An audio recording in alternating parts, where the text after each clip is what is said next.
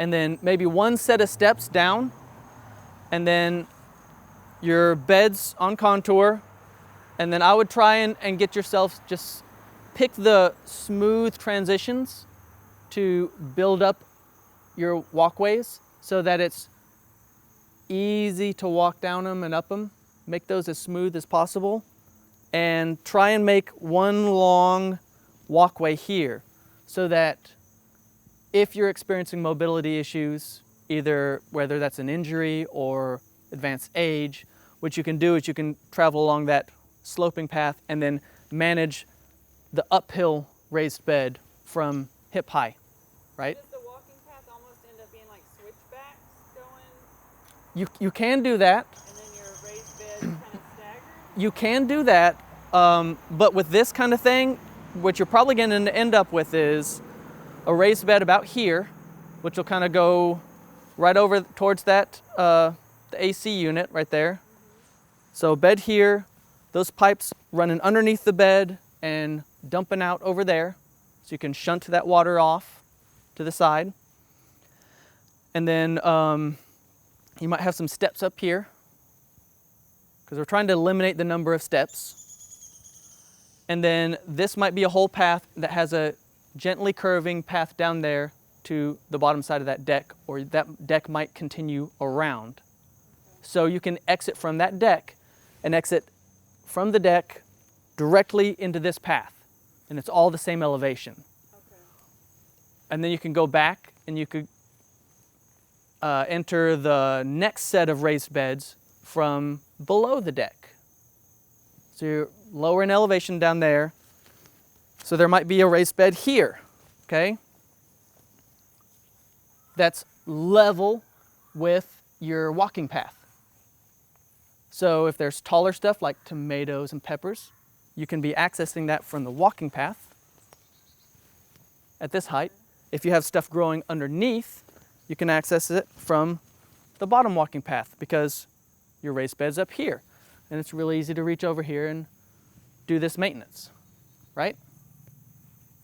So you end up with what's essentially terraces, with the raised bed being part of that terrace, and your walking path being level or slightly elevated to the next raised bed down. So if you just kind of stair step those and you give yourself access points where it's either a real gradual slope or minimal steps, that makes it real easy to take a wheelbarrow or a two-wheel cart, because you're not taking that up and down steps. So if you have some raised beds that are only accessible via steps, you've limited your access and your egress and ingress to foot traffic only. So think about that, accessing the top.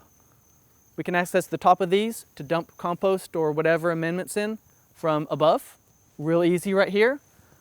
We can go take that wheelbarrow or a cart along our deck, right out onto this one, and access the top of this. All along here, access the top of that bed. And we step down, and we're down at this foot path elevation now, right?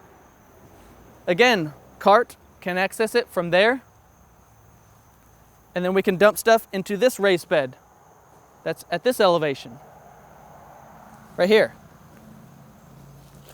And then we bring it out, however wide that raised bed is, and I don't like to make them any wider than 4 feet, because you want to be able to reach from both sides. And generally, people aren't tall enough to have arms that are this long.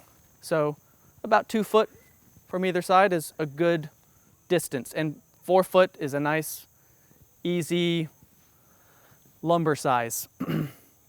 Lots of things are based off of 4 and 8 foot measurements. So covering your raised beds in like EMT conduits as hoops, you can have standardized holes or pegs so that you can have a whole bunch of hoops hung up in your garage or your shed or something, and for season extension or squash bug or squash vine borer protection, You've got some floating row cover stuff that you can bring those hoops in, set them bonk, bonk, bonk, all of your beds are the same size.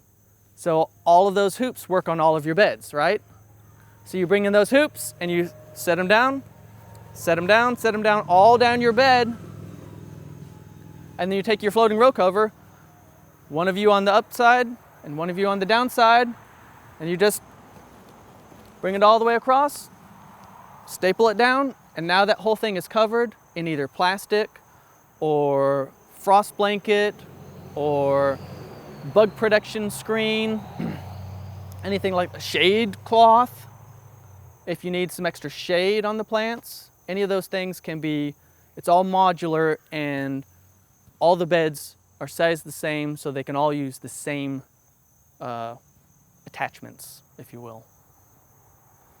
And then again, you can step that down to another bed down here, and we kind of ran out of room. But all you have to do is come over here, you follow your contour line, and if we were to just follow this contour line, all you have to do is just build this up a bit with a footpath that gradually slopes up to, there's another spider, that gradually slopes up to maybe about here.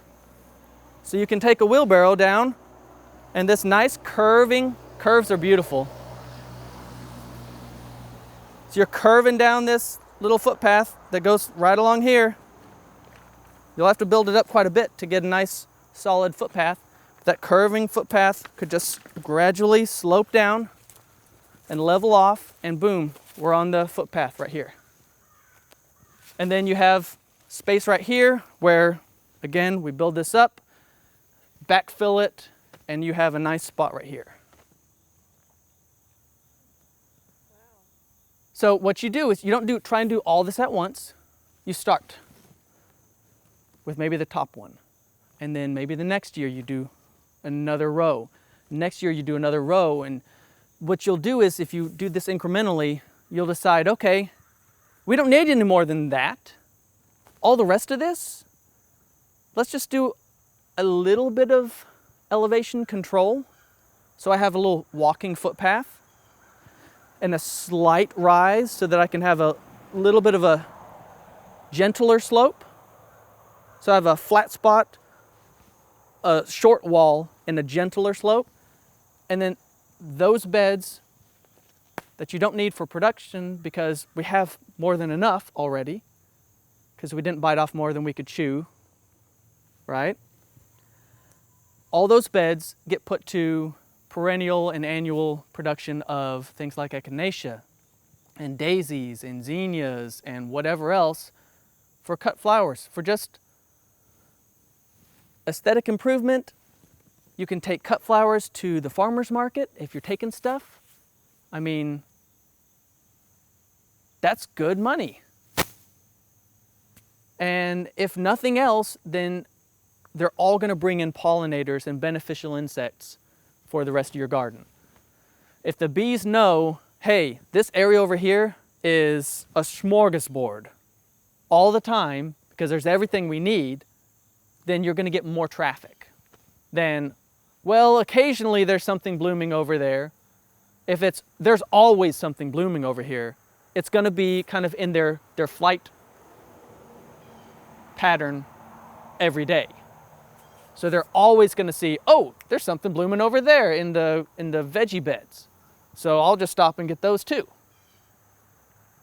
You get more traffic and more life. And then again, you take that down as far as you want or until it gets too steep. And this is getting a little bit too steep for me.